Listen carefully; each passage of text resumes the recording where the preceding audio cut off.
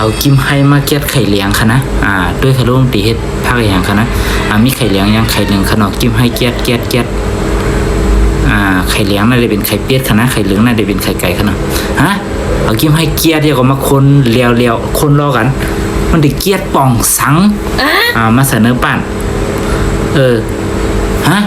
เดี๋ยวก็มาถองเสริมงอทางกล้ามนึงมันได้ถองปื้อหังมันป้นเลียวอยู่เยอะค่ะนะมันจะมีอย่างขนมแล้วก็มาโคแล้วก็เอาไม้เปลี่ยนไม่โถนะเปลี่ยนไม่โถไม่หางนะเปลี่ยนแล้วก็ซับ